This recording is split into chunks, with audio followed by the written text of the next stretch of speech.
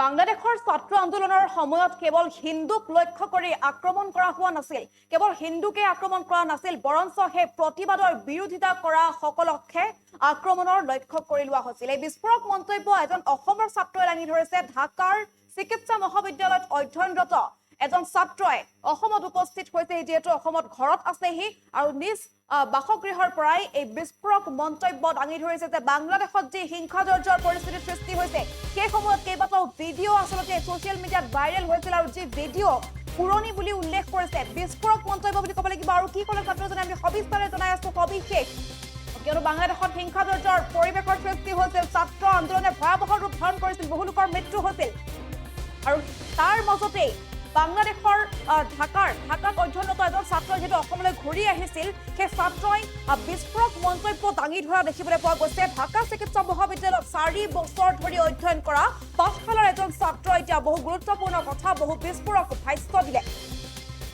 বাংলাদেশৰ ঘটনাক লৈ সামাজিক মাধ্যমত বিভিন্ন ভিডিঅ' ভাইৰেল হৈছিল, যিসমূহ ভিডিঅ' আচলতে পুৰণি বুলি উল্লেখ কৰিছে ছাত্ৰজনে। 2018-19 চনত সংঘটিত কিছু ভিডিঅ' সংঘটিত হোৱা ঘটনাৰ কিছু দৃশ্য আচলতে সেই সময়ত ছাত্ৰ আন্দোলনৰ সময়ত আচলতে ভাইৰেল হৈ পৰিছিল সামাজিক মাধ্যমত। কোনো দুষ্ট ছাত্ৰই আপলোড কৰিছিল, তাৰ পাছত অধিক অৰাজকতাই বিৰাজ কৰিছিল, অধিক বিশৃংখল হৈ পৰিছিল বাংলাদেশ।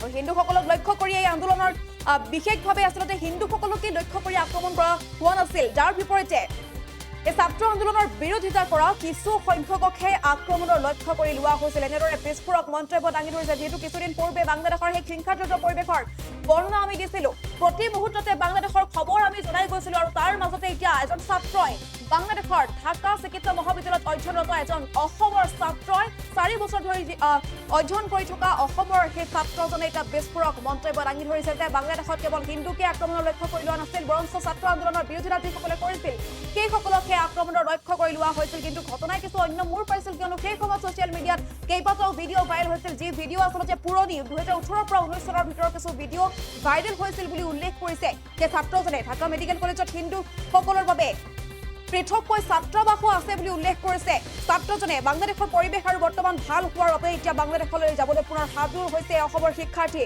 আৰু লগতে ডাঙৰ কথা আচলতে উল্লেখযোগ্য যে বাংলাদেশৰ ক্ৰিকেট খেলুৱৈ লিটন দাস সন্দৰ্ভত যি উৰা বাতৰি প্ৰচাৰ হৈছিল, সেই সন্দৰ্ভতো বিৱৰি কৈছে ছাত্ৰজনে। যিহেতু লিটন দাসৰ বাসগৃহ জ্বলাই দিছিল প্ৰতিবাদকাৰী, এনেধৰণে কিছুমান উৰা বাতৰি ওলাইছিল, কিছুমান উৰা বাতৰি ছ'চিয়েল মিডিয়াত ভাইৰেল হৈ পৰিছিল, আৰু সেই সন্দৰ্ভতো বিৱৰি কৈছে ছাত্ৰজনে। আৰু এতিয়া বাংলাদেশৰ পৰিৱেশ কিছু সুচল হৈছে, যাৰ বাবে আকৌ বাংলাদেশলৈ যাবলৈ সাজু হৈছে এতিয়া সেই ছাত্ৰজন। আৰু কেৱল মাত্ৰ পাঠশালা বা অসমৰে নহয়, বৰং ভাৰতৰ বিভিন্ন প্ৰান্তৰ ছাত্ৰ ছাত্ৰী যিহেতু ঢাকাত অধ্যয়নৰত অৱস্থাত আছিল আৰু পৰিস্থিতি বিষম হোৱাৰ বাবে তেওঁলোক সকলোৱে ঘৰলৈ উভতি গৈছিল, আৰু সকলোবিলাক এতিয়া ছাত্ৰ ছাত্ৰীয়ে সেই বাংলাদেশলৈ পুনৰ ঘূৰি যোৱাৰ পৰিকল্পনা কৰিছে, যুঁজা আৰম্ভ কৰিছে। আৰু সেই সন্দৰ্ভত কেইবাটাও বিস্ফোৰক মন্তব্য দাঙি ধৰিছে এইজন পাঠশালাৰ ছাত্ৰই। কি ক'লে ছাত্ৰজনে আমি এই মুহূৰ্তত সেই ভাষ্য আগবঢ়াইছো।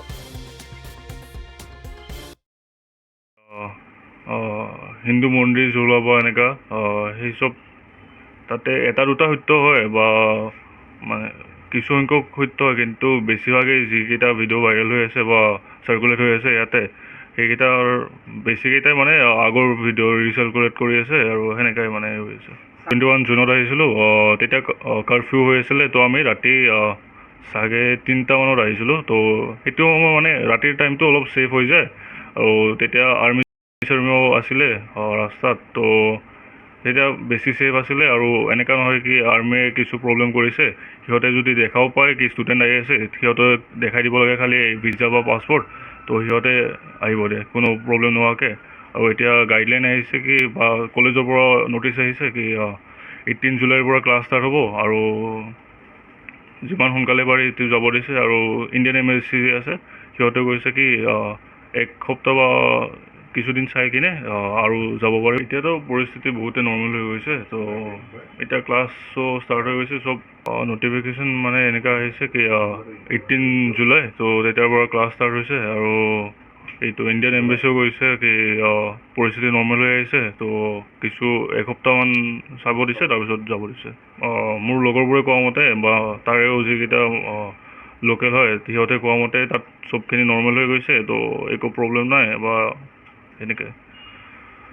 যিহেতু তোমাৰ যে বাংলাদেশৰ বন্ধু আছে বা বাংলাদেশৰ বান্ধৱী আছে কেনেকুৱা ভাৱ কেনেকুৱা মনোভাৱ সিহঁতৰ মনোভাৱ তোমাৰ প্ৰতি বা হিন্দু ধৰ্মৰ প্ৰতি কেনেকুৱা তেওঁ সিহঁতৰ মনোভাৱ চব ছাপৰ্টিভে হয় মানে বেলেগ এটা মানে সিহঁতৰ ৰিলিজনৰ বাদে বেলেগ এটা ৰিলিজন হোৱা বুলি মানে ছেপাৰেট কৰিব নোখোজে আমাক একো বেলেগ ধাৰণা নাই মানে ধাৰণা নাই আমাৰ প্ৰতি চবতো নৰ্মেল ভাবে বাংলাদেশত মেইনলি মই দেখাত দুৰ্গা পূজাটো হয় বহুত ডাঙৰকৈ হয় আৰু হোলীটো ভালকৈ ডাঙৰকৈ হয় ফটো ভিডিঅ' যিকোনো খবৰৰ বাবে যোগাযোগ কৰক 7099017330 অথবা 70